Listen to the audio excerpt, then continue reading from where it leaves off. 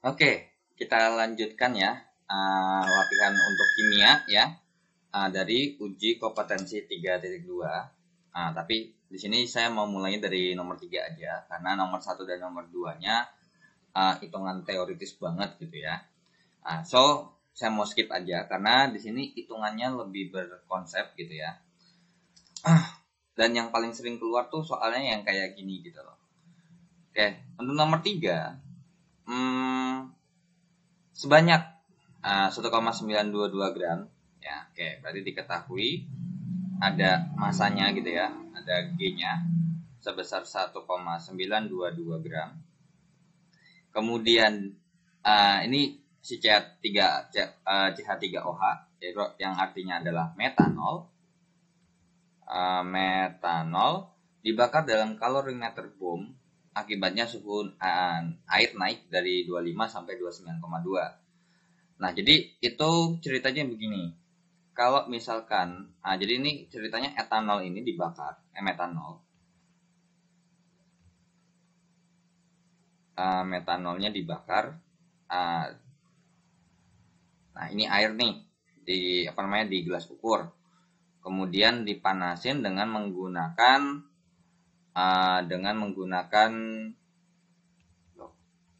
gedean.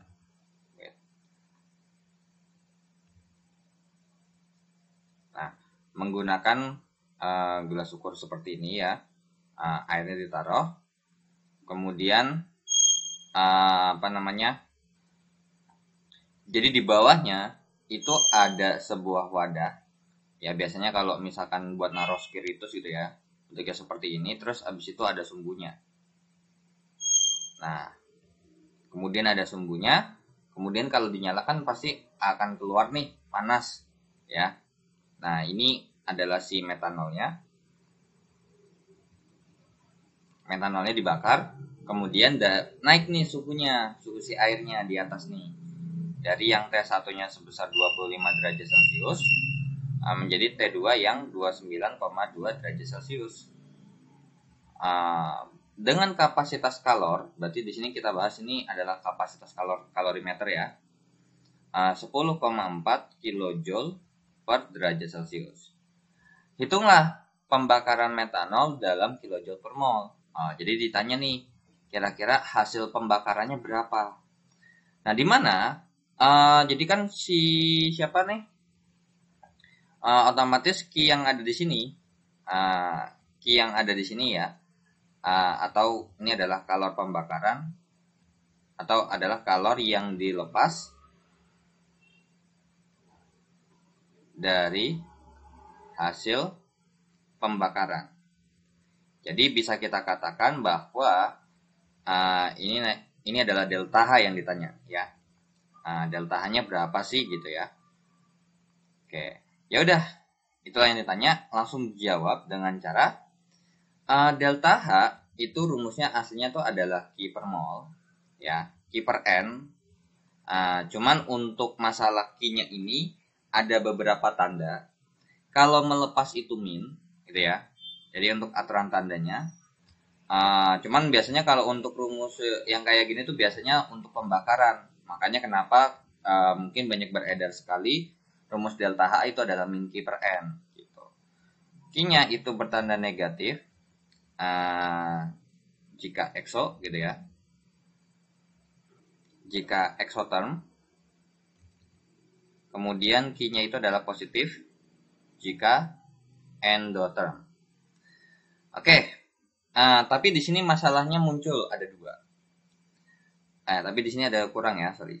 Untuk MR-nya si CH3COH 32 gram per mol.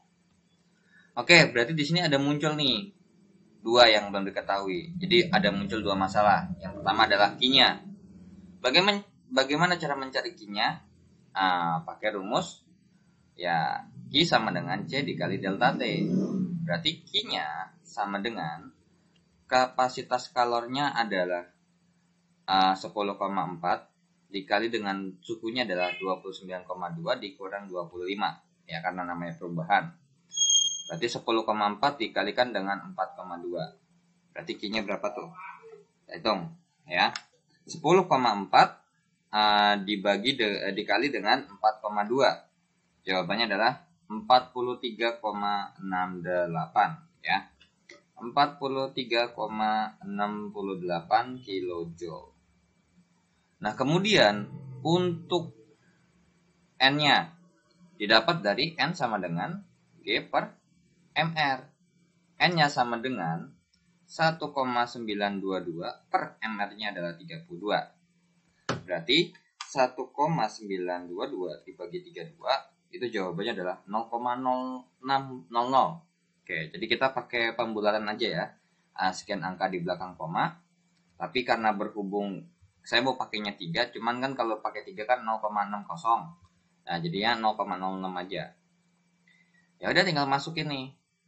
Nah, karena berhubung ini adalah reaksi pembakaran yang dilepaskan dari reaksi pembakaran, maka hasilnya delta H-nya ini untuk Q-nya adalah minus gitu ya. Jadi karena berhubung pembakaran, dia minus nih delta H-nya.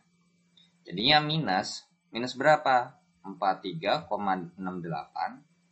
Makanya kenapa di sini taruh minus 43,8-nya di Q-nya aja.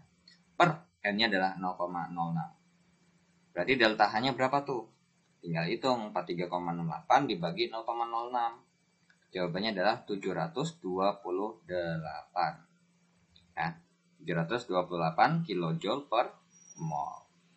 So, jawaban nomor 4 adalah 728 kilojoule per mol, tapi ingat minus ya.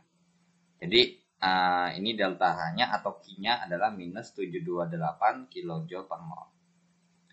Tapi soalnya kenapa kok nggak cuma Q-nya aja? Karena takutnya kalau Q itu kan Q dari hasil reaksi gitu ya. Bukan dari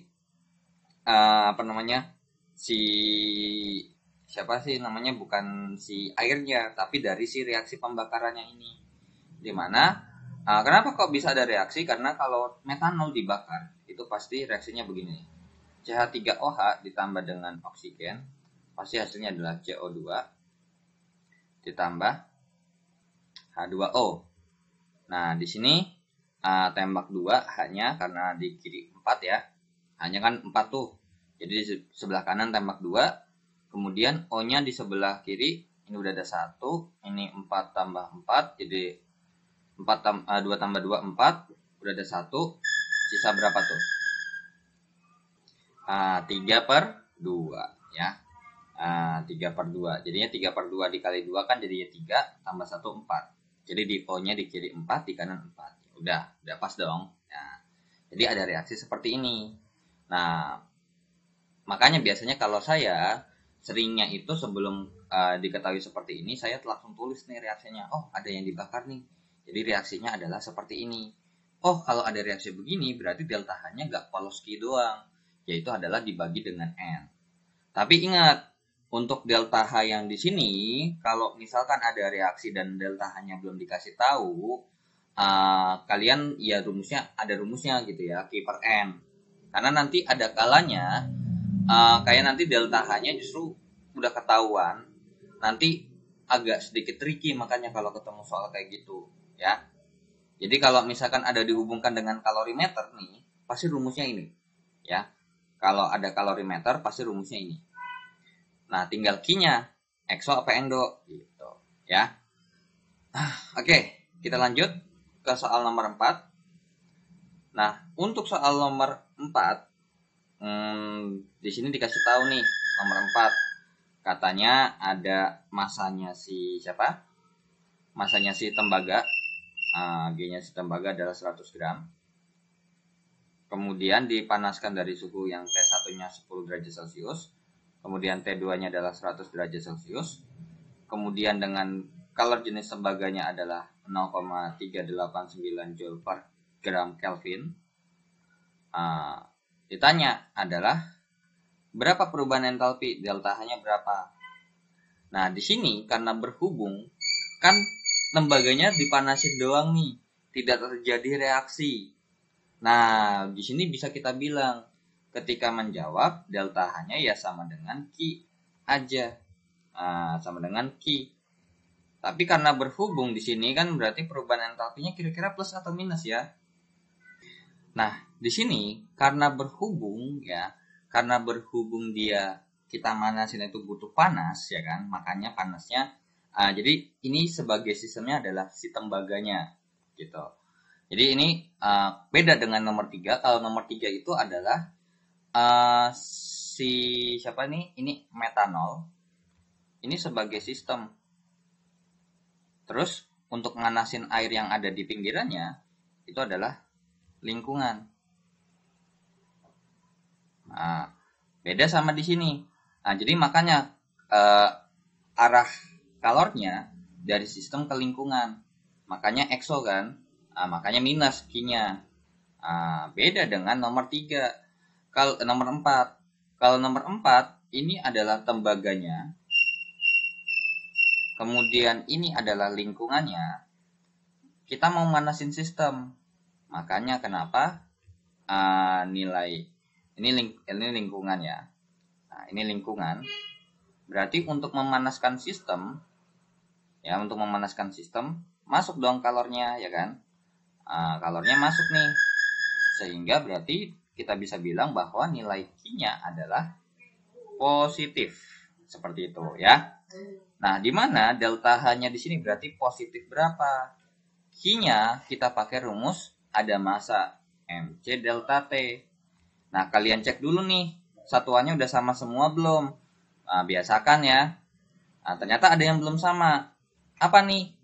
Suhunya dari 10, jadi derajat Celcius jadi Kelvin. Ditambah 273, jadinya 283 Kelvin. Ini 100 tambah 273 jadinya 373 Kelvin. Ya udah, berarti tinggal kita hitung nih. Delta H-nya sama dengan 100 dikali 0,389 dikalikan dengan 373 dikurang 283. Nah, jadi delta H-nya adalah 100 dikali 0,389 kali 90. Berarti delta H-nya berapa tuh? Tinggal kita hitung kan. 0,389 dikalikan dengan 9.000 ya. Jadi jawabannya adalah 3.501 Joule.